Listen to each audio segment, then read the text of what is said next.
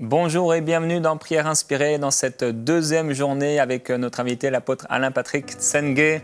On est encore heureux de t'avoir aujourd'hui Merci beaucoup. dans Merci. Prière Inspirée. Et hier, on a partagé avec toi, tu as partagé un thème très très important. C'est vrai qu'aujourd'hui, on va parler de finances, on va parler de dominer dans nos finances, domination financière.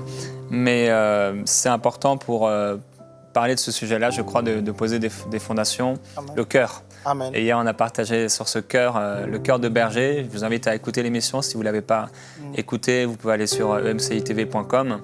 Et je crois que c'est vraiment important pour nous de développer ce cœur de berger, pouvoir faire attention aux autres. Amen. Parce que dans notre vie chrétienne, mais aussi dans le ministère, on peut parfois se méprendre, commencer petit à petit à entrer dans des façons de faire. Et on est dans la vie active, etc., dans le ministère, dans le service. Et on oublie qu'en fait, le but de Dieu, c'est les gens. Quelqu'un le disait, le ministère, c'est les gens. Amen. Et c'est vrai. Jésus était constamment porté par l'amour de Dieu pour les gens. Il était ému de compassion quand il voyait les gens. Il les voyait comme des brebis sans berger. Et c'est ce qu'il poussait, je crois, cet amour, c'est sûr, à se donner pour les gens jusqu'à la croix parce qu'il les aimait profondément. Amen. Et je prie que ça se passe dans notre vie, Alléluia. que cet amour de Christ puisse nous presser, que notre cœur ne soit pas trop étroit pour pouvoir supporter cet amour, pour aimer les gens. Vraiment que ce soit une révolution dans notre vie chrétienne, Amen. le cœur de berger.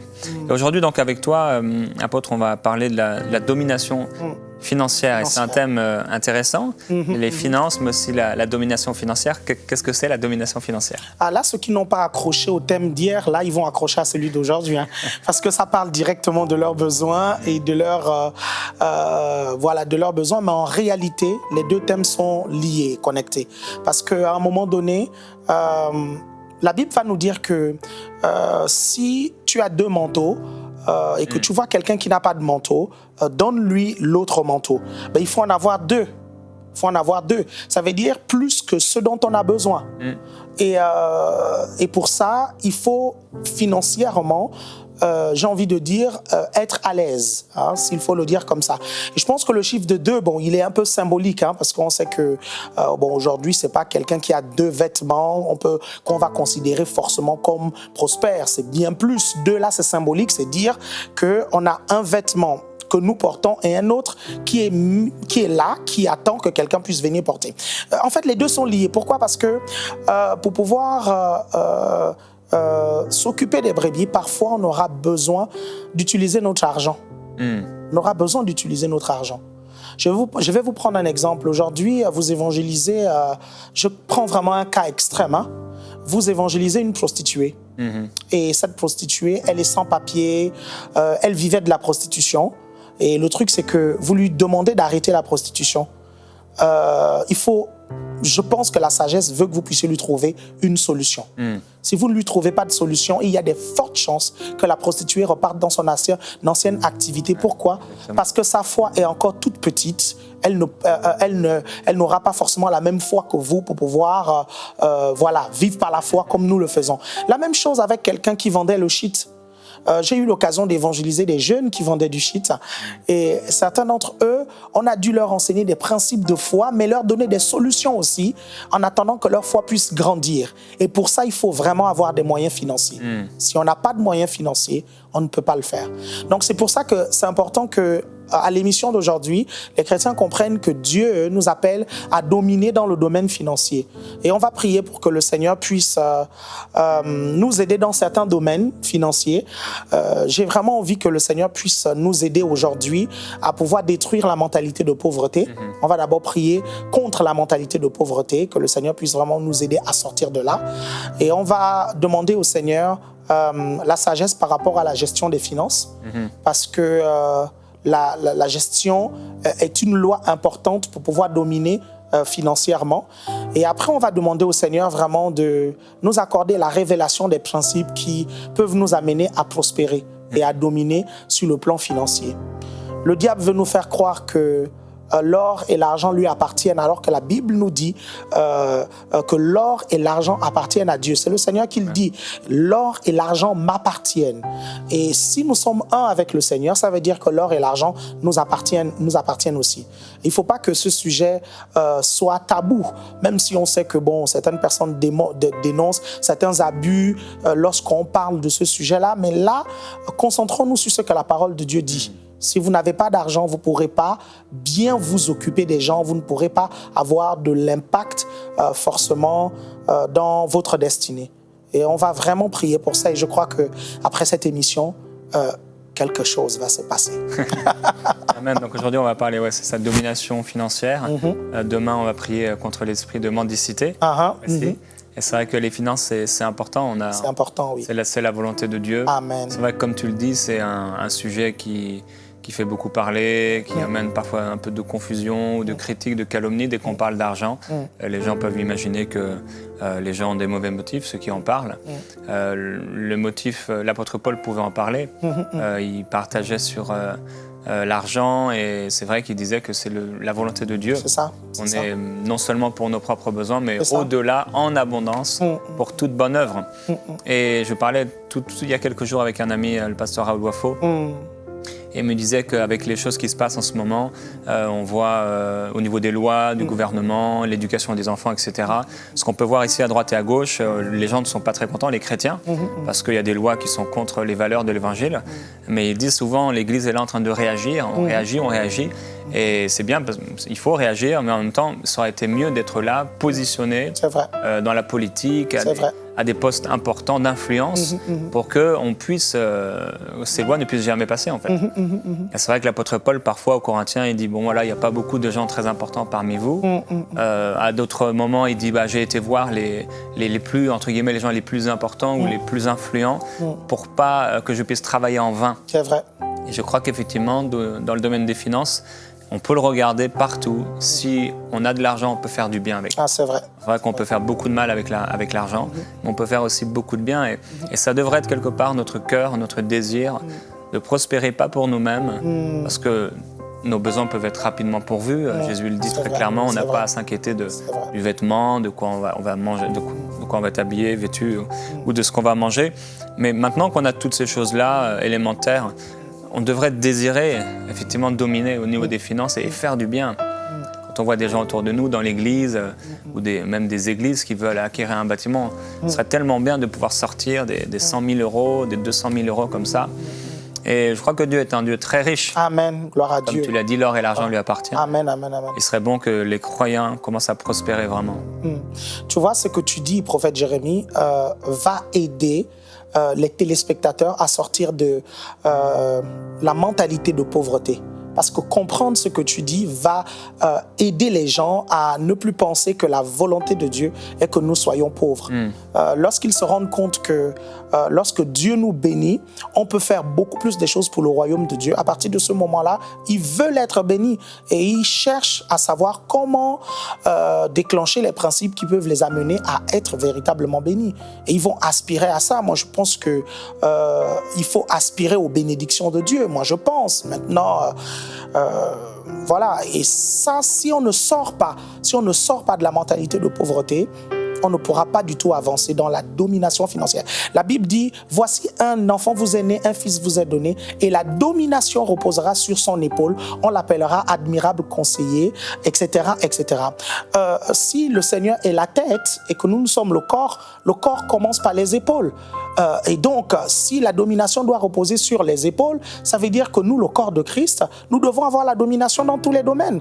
On ne doit pas laisser le diable, justement, nous marteler, nous dominer et laisser certains domaines comme ça. Les finances, les chrétiens doivent dominer. On parle du Dieu d'Abraham, d'Isaac et de Jacob, mais je suis désolé, les trois personnes qu'on cite là, elles étaient riches. Elles étaient très très riches, elles étaient prospères. Et c'est la volonté de Dieu pour toi, chers téléspectateurs. Je pense que la première chose qu'il faut que vous fassiez, chers téléspectateurs, c'est de prier déjà pour que votre mentalité de pauvreté puisse partir, que Dieu puisse vous aider. Si vous ne comprenez pas ces choses-là, demandez à Dieu de vous accorder la révélation et vous verrez que le Seigneur vous donnera la révélation en lisant sa parole. Vous découvrirez que le Dieu que nous prêchons n'est pas un Dieu pauvre. Et vous découvrirez que sa volonté parfaite c'est que nous puissions être prospères. Le pasteur Chris dit souvent, il n'y a pas plusieurs interprétations de la Bible. Il dit souvent, il y a une seule interprétation. Si on utilise des bonnes méthodes, on arrivera tous au même résultat. Si on lit la Bible correctement, on se rendra compte que Dieu veut que nous soyons bénis. Le problème, c'est que certains utilisent certaines méthodes qui sont des mauvaises méthodes et qui les amènent à des conclusions bizarres. Et là-dessus, on peut dire vraiment beaucoup de choses. Et le pasteur Raoul Ouafo, un autre ami commun, Dieu l'a béni énormément dans les finances, il dit souvent que c'est lui qui a écrit la Bible, c'est un monsieur très riche. Et c'est pour ça que le langage qu'il utilise, parfois les pauvres ne comprennent pas. Et ça, il faut qu'on change cette mentalité-là. Dieu veut te bénir, mais on va d'abord prier pour cette mentalité afin que les écailles tombent de vos yeux. Alléluia, merci Seigneur. Oh Père, merci. Seigneur, tu es le Dieu de révélation. Oh, alléluia. Seigneur, tu es capable de faire que les écailles tombent de nos yeux par le Saint-Esprit. Alors, je déclare que les écailles tombent de nos yeux. Je déclare que les écailles tombent des yeux maintenant des téléspectateurs concernant la domination financière. Seigneur, ce domaine que le diable veut pouvoir conquérir et faire que l'Église en soit privée. Seigneur, l'or et l'argent t'appartiennent. C'est pourquoi, Seigneur, je prie qu'au moment où nous sommes en train de parler, que les écailles tombent des yeux des téléspectateurs maintenant et qu'ils comprennent que tu veux qu'ils soient bénis, qu'ils comprennent que tu veux qu'ils soient prospères, oh Dieu. Seigneur, déconnecte-les des enseignements qui développent un esprit de pauvreté en eux. Et Seigneur, connecte-les aux enseignements qui va les amener, Seigneur, dans la domination financière. Seigneur, non pas pour satisfaire leur égoïsme, leur ego, mais Seigneur, pour ton royaume et pour te glorifier. Seigneur, nous déclarons que la bénédiction que tu manifestes dans nos vies, c'est pour ton royaume, c'est pour faire avancer le royaume. Seigneur, c'est pourquoi je sais qu'après cette émission, plusieurs vont être changés, plusieurs mentalités vont être bouleversées et métamorphosées. Oh, précieux Saint-Esprit, toi qui révèles la parole, qu'au moment où ils lisent la parole, ils voient que les écailles tombent et ils voient que tu veux que le peuple de Dieu soit béni et soit prospère. Père, merci. Parce que tu répands maintenant un vent puissant, une grâce particulière de prospérité, une grâce particulière d'abondance, Seigneur, dans la vie de tous ceux qui nous regardent maintenant. Seigneur, l'atmosphère spirituelle change maintenant là où ils sont, Père. Père, nous renversons au nom de Jésus l'atmosphère de pauvreté qu'il y avait et nous déclarons que par cette émission, Seigneur, il y a une atmosphère maintenant de prospérité et d'abondance qui arrive dans les maisons. Seigneur, je prie pour tous ceux qui sont sous l'influence maintenant de ce programme. Je déclare, Seigneur, que ta parole domine. Tu as dit, je te bénirai et je crois au nom de Jésus que ceux qui nous regardent, Seigneur, sont bénis. Père, merci parce que tu ouvres leurs yeux, oh Dieu. Ils ne restent pas cantonnés dans leur mentalité. Seigneur, cette mentalité diabolique de mendicité, je prie au nom de Jésus-Christ qu'ils marchent dans cette mentalité biblique. Seigneur, merci parce que tu veux nous bénir. Nous te bénissons. Alléluia. Nous te louons. Nous t'exaltons, Seigneur. Oh, merci Jésus. Oh, merci Jésus. Merci Jésus. Merci pour ta parole. Merci pour ton cœur. Merci pour ton amour. Merci parce que tu nous aimes. Nous sommes ton peuple, le troupeau de ton pâturage. Tu nous aimes. tes enfants et Seigneur, tu nous aimes d'un amour puissant. C'est toi qui nous as fait découvrir l'amour. C'est avec toi qu'on a appris c'était quoi l'amour. Seigneur, dans cet amour, tu as tout donné. Amen. Jésus, tu t'es donné pour nous, le plus précieux. Père, tu as envoyé Jésus-Christ, le plus précieux, mourir pour pardonner nos péchés. Amen. Mourir pour nous racheter de la malédiction de la loi, pour nous racheter de la pauvreté, pour que nous puissions être pourvus dans tous nos besoins, en paix, dans ta joie, dans ton amour, pouvoir vivre en toute bonne conscience devant toi, marcher devant les hommes, Seigneur, dans une liberté glorieuse. Père, nous prions pour cette domination financière. Père, je prie pour ces hommes et ces femmes d'affaires, ceux qui ont des entreprises. Alléluia. Père, je te demande vraiment de les aider à voir plus grand. Oui, Seigneur, merci.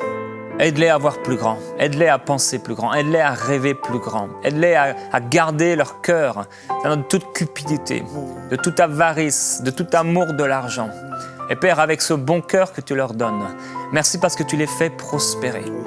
Oui, Père, je prie pour des hommes et des femmes chrétiennes qui marchent avec toi, qui sont riches, des personnes que tu as appelées à marcher dans la richesse financière pour faire du bien. Père, il y a tellement de chrétiens, c'est l'un des sujets de prière les plus qu'on retrouve le plus, des hommes, des femmes qui ont besoin d'argent, qui ont besoin d'un travail, qui ont besoin de ceci, qui ont besoin d'une voiture, qui ont besoin d'une maison, qui ont besoin de manger, qui ont besoin de payer des études. Père, et les gens d'à côté ne veulent pas entendre parler d'argent. Père, je prie que ça change. Oui, que cette mentalité de pauvreté disparaisse complètement.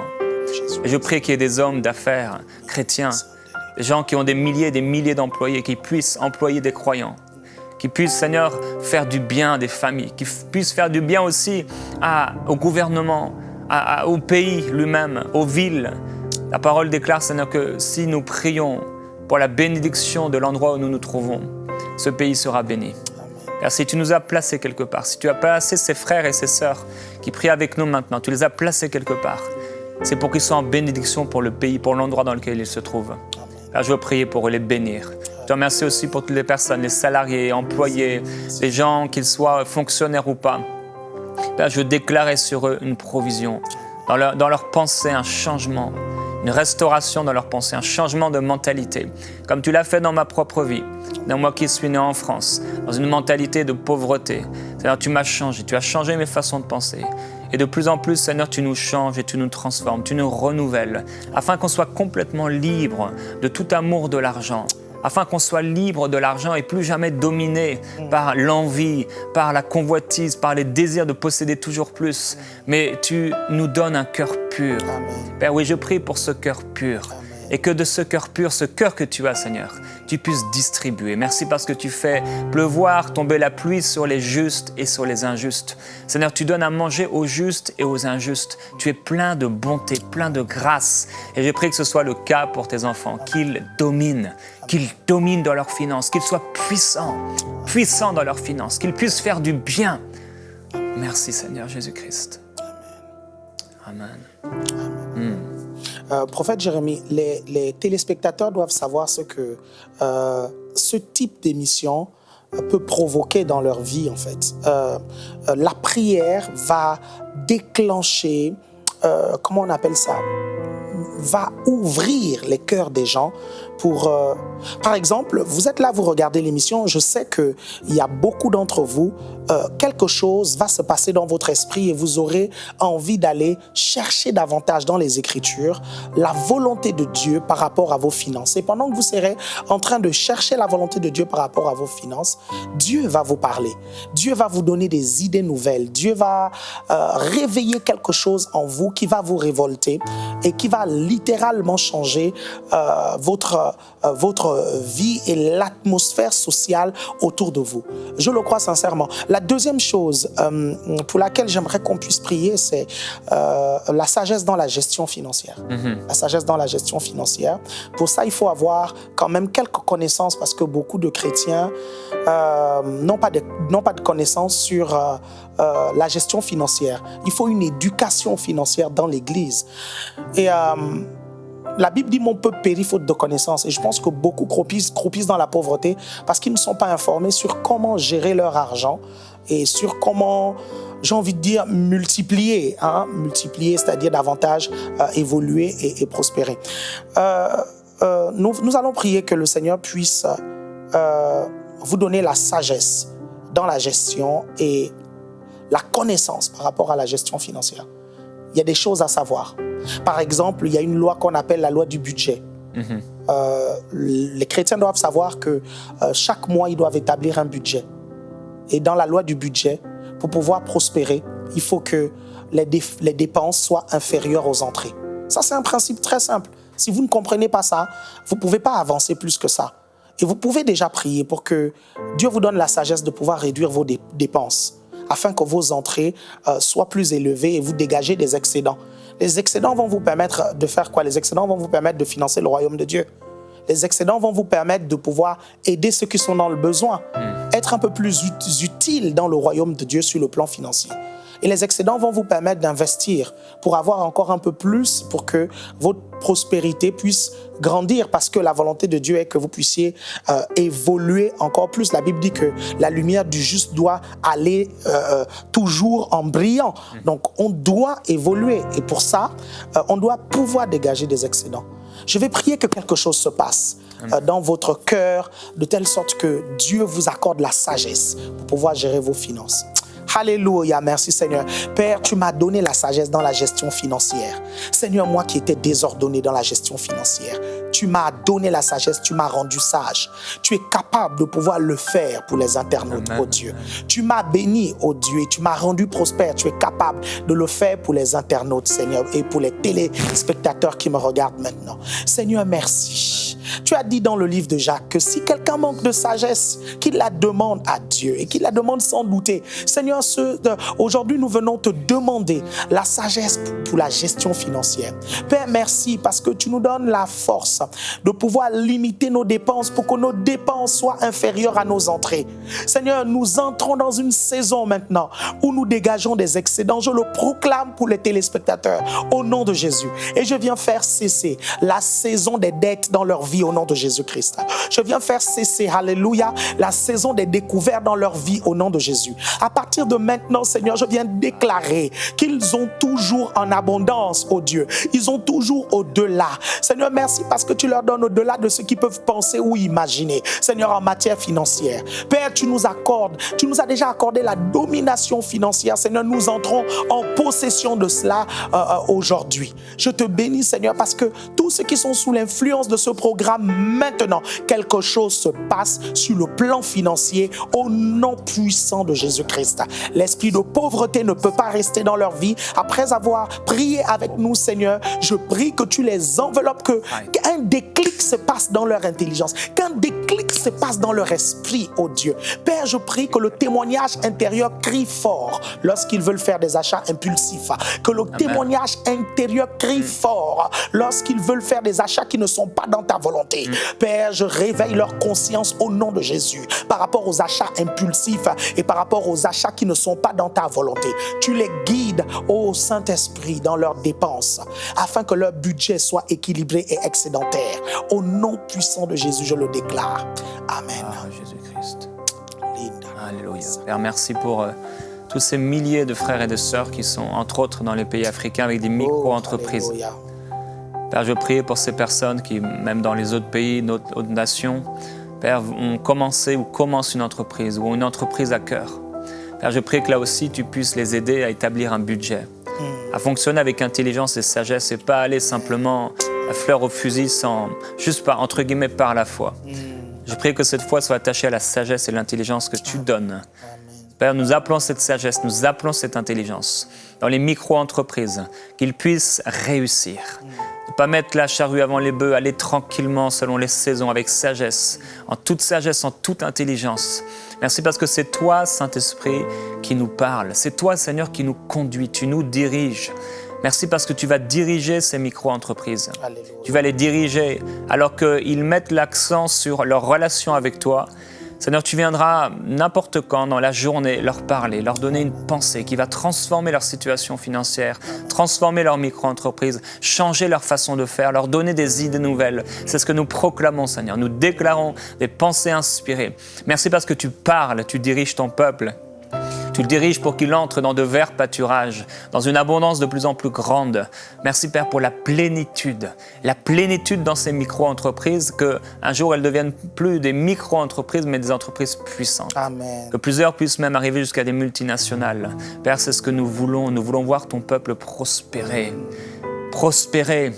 Des gens dans la politique, des gens influents, des gens dans tous les corps de métier d'influence pour que l'éducation qu'on apporte aux enfants, pour que ce qui est apporté à travers le gouvernement, les lois, etc., dans le domaine de la santé, partout, nous puissions voir tes enfants agir avec sagesse, régner avec sagesse, avec ta sagesse et faire du bien. Père, on te remercie. Amen. Gloire à Dieu. Oui, la Bible dit que l'envie est la carie des eaux. Tu as bien fait de prier pour ces achats impulsifs. Ça. L'envie, c'est la carie des eaux. Amen. Prophète Jérémie, dans ta prière, tu as dit quelque chose de très, très inspiré. Et c'est le Saint-Esprit qui a parlé à travers toi. Vous allez recevoir des idées divines. Et vous allez recevoir même des visitations.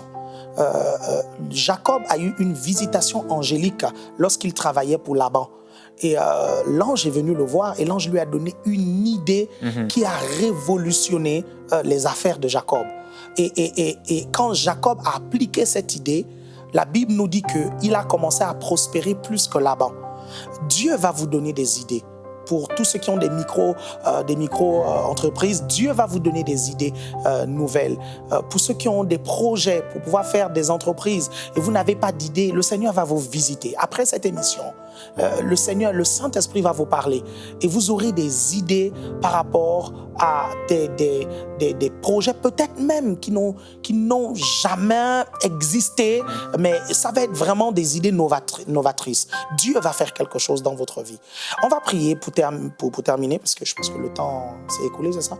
C'est pas à moi de le dire, c'est à toi, prophète Jérémie, parce que c'est ton émission. Tu peux prier. Merci beaucoup. Je fais comme chez moi. Gloire à Dieu. Amen. On va prier pour que les gens aient accès à la révélation des principes de la prospérité. Amen. On a vu un principe, celui de la gestion, mais il y a d'autres principes importants. Par exemple, un principe que beaucoup ignorent, la loi de la semence et la moisson.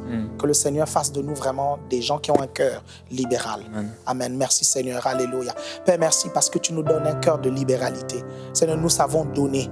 Nous savons donner en abondance. Nous savons aussi donner, conduit et dirigé par ton esprit pour avoir les résultats de Dieu. C'est pourquoi je prie maintenant que les téléspectateurs, Seigneur, puissent être guidés par toi, puissent être conduits par toi, ô Dieu.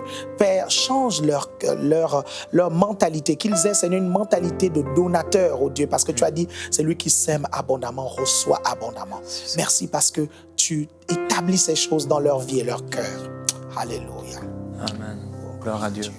Je voudrais encourager les personnes parmi vous qui ont justement des entreprises, etc. Plusieurs, vous êtes omnibulés par ça, oppressés par vos entreprises, les choses que vous avez, vos biens. Et ça, c'est pas normal. Pour un enfant de Dieu devrait vivre en paix. Et si vous ne vivez pas en paix alors que vous avez une entreprise, c'est que quelque chose ne va pas. Et je voudrais vous encourager à prendre le temps dans notre communion personnelle avec Dieu quotidienne. Parce que le problème, c'est souvent là. C'est qu'on ne prend pas le temps de parler à Dieu de nos affaires. C'est qu'on va tout de suite au travail, etc. On va s'occuper des employés sans prendre du temps avec Dieu. Or, c'est lui qui contrôle. Et je voudrais vraiment vous encourager, vous dire que peut-être vous avez reçu des paroles prophétiques, Dieu vous a parlé, et ces choses vont arriver, mais ne vous préoccupez pas de ces choses. Vous pouvez être patron, vous pouvez avoir plein d'employés et être en paix intérieure. Amen. Vous pouvez même oublier des fois que vous avez une entreprise. Oubliez que vous avez des maisons, des appartements, je ne sais quoi. Parce que vous n'y pensez pas. Votre cœur est ailleurs. Votre cœur est collé au cœur de Dieu. Et je veux prier pour que la paix de Dieu vous remplisse vraiment dans ces entreprises, que vous puissiez avoir une telle communion avec Dieu que c'est lui qui dirige. C'est lui qui dirige toutes choses. Merci Alain-Patrick pour ce partage. On va se retrouver avec toi demain dans Prière inspirée. Amen.